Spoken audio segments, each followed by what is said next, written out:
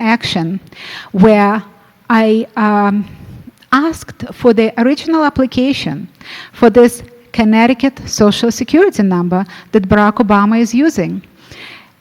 And the Social Security Administration refused to provide it. I provided them with an affidavit, a sworn affidavit that came from John Sampson, who is he's a senior deportation officer for 30 years, who dealt with issues of fraud. He provided a sworn affidavit that stated that in situations like this, where there is evidence of fraud, typically Social Security Administration will provide a redacted application. If they're saying it's the issue of privacy, and what privacy are we talking about if Barack Obama, posted both his birth certificate and his Social Security number online? But imagine there is an issue of privacy. So provide us a redacted application where you provide just some information like age, the date application was filed, gender, address, zip code. You don't have to provide the last name.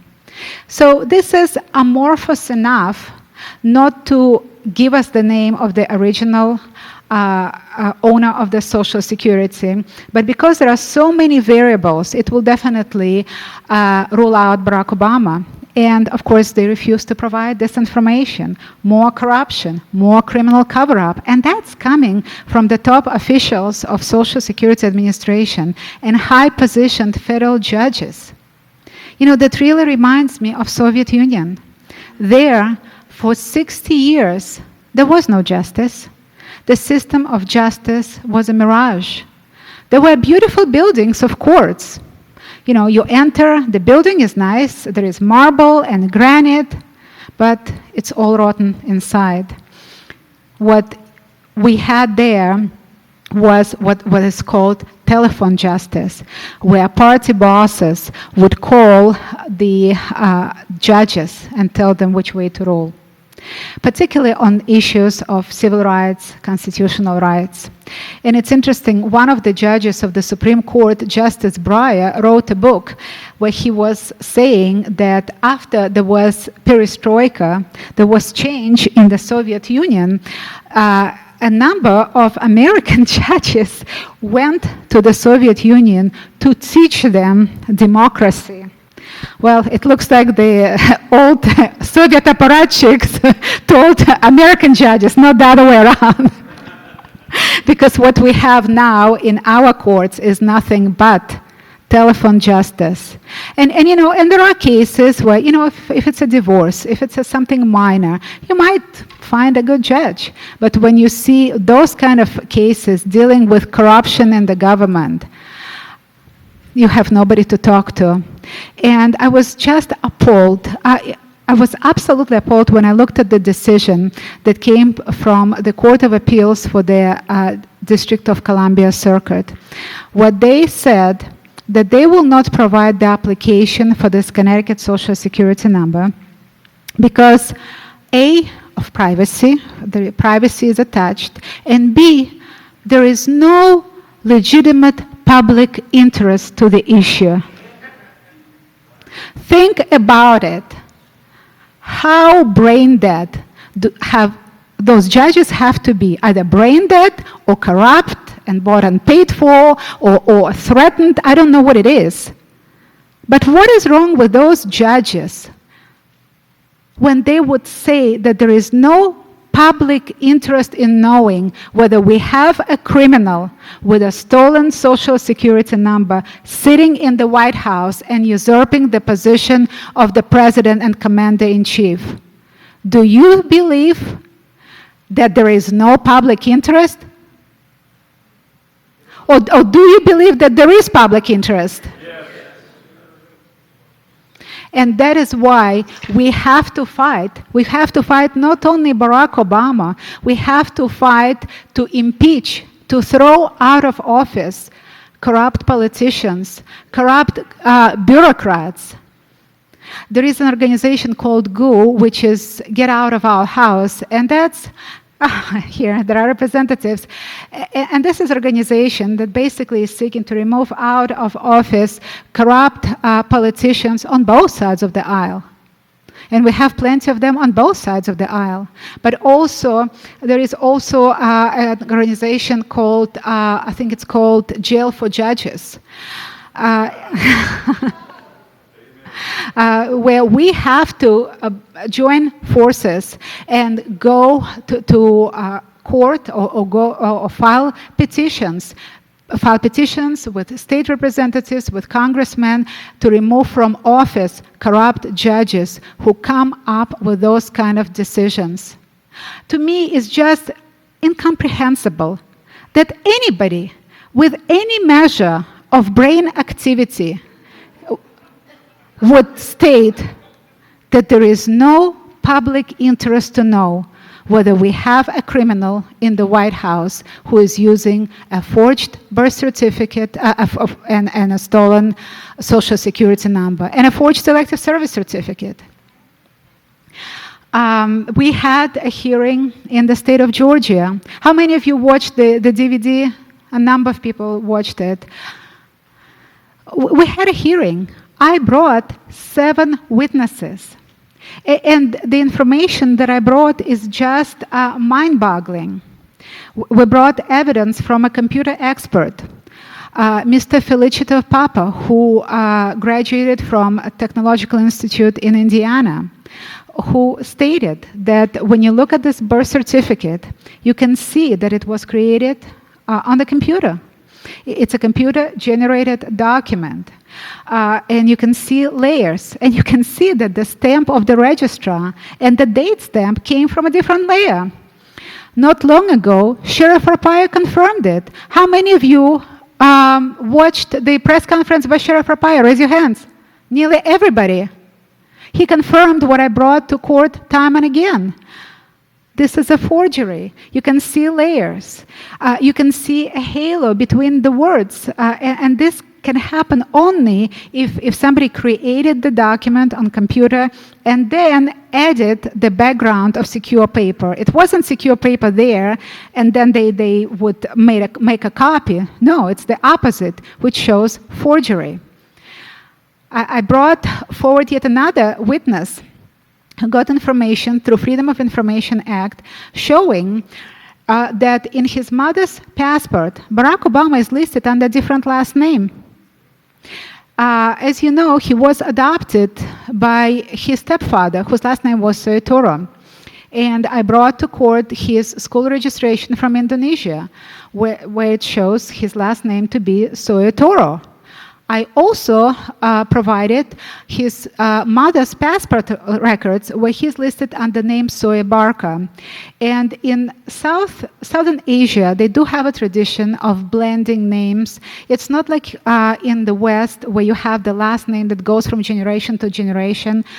For example, when a couple gets married and the woman's name is Ranga and the man's name is Raj, often they would blend it and come up with the last name Rangaraj. That's their last name. That's how they do it. And it looks like they blended last name Soetoro and the first name Barack, and that's how they came up with Soe Barka. And it's written in his mother's passport records. So we have no evidence of him ever changing the last name legally. And I argued before the judge, we have this man on the ballot under a name that's not even legally his. We don't even know what is his legal name. I also provided information that back in 1967, Barack Obama was in Hawaii, and let me know when I need to stop. Okay. Another interesting fact. When he resided in Hawaii, there was a picture taken, Barack Obama and his friend, a gentleman whose last name is Inouye, and it says there under the picture, me with Barack Obama, 9th grade, 1969. And we have his records from Indonesia showing that from January 1st, 1967 until 1971, he resided in Indonesia and went to school there. How could that happen? We have two individuals, one that goes under the name Barack Obama, who resides in Hawaii, at least until 1969. 67 to 69, he is in Hawaii. And then we go and we see records from Indonesia, and we see a man by name Barry Soetoro, who during the same 2 years is in Indonesia and has school records in Indonesia. It looks like there are two men, two distinctively different individuals. One, Barry Obama, who lives in Hawaii until 1969, and another, Barry Soetoro, who lives in Indonesia until 1969. Then Barry Obama goes to Indonesia in 1969. 2 years later, somebody comes back. We do not know who came back. Is it Barry Obama or is it Barry Soetoro? And if it is Barry Soetoro, what happened to Barry Obama? Nobody knows. We have a lot of questions that are unanswered. We know maybe just one other fact, which is very interesting. I was able to get school records from Columbia University. Barack Obama states that he got his degree from Columbia, that he studied there for 2 years. I requested his records from a student clearinghouse, and what do you know? I found out it shows that he went there only for 9 months. And the question is, how did he get his degree going there just for 9 months? I've never heard of a university giving a degree when somebody studies there only for 9 months. But moreover, he says that he was there 2 years. Why is he lying? And more importantly, where was he? We know he went to Pakistan before he started Columbia University. But he claims that he was in Pakistan for only 2 months. Now we know he was there for about 1.5 years. Why is he lying about this time? And during this time, Pakistan was ruled by a radical Muslim leader, General Zia-ul-Haq. What was a good American boy doing there in Pakistan, which was ruled by a radical Muslim leader who assassinated so many people in the government? What was he doing there? And why is he lying about this time? We need the answers, and I really need your help in getting those answers. As you know, I'm running for U.S. Senate. Right now, I'm leading all of the Republican candidates in the state of California. Why is it important? We have so much corruption. We need at least one honest senator, because the senator... The senators are sworn in January 5th. The president is sworn in January 21st. So if I get in, and our current senator, Dianne Feinstein, is not doing as well, her popularity went down to 41%, meaning that 6 out of 10 residents of California do not want her anymore. They're saying thank you enough. She's 79 years old, so we have a great opportunity. And if I'm able to get in and be sworn in on January 5th, I will have an opportunity to question him and bring this challenge right then and there before inauguration if he is elected. And that's very important.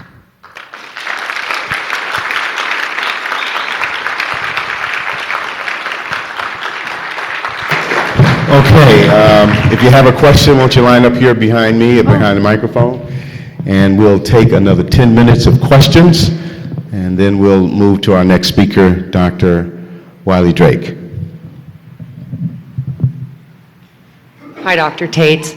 I have a question. At the beginning of your speech here, you referenced the database where you originally found the 042 Social Security number for Obama.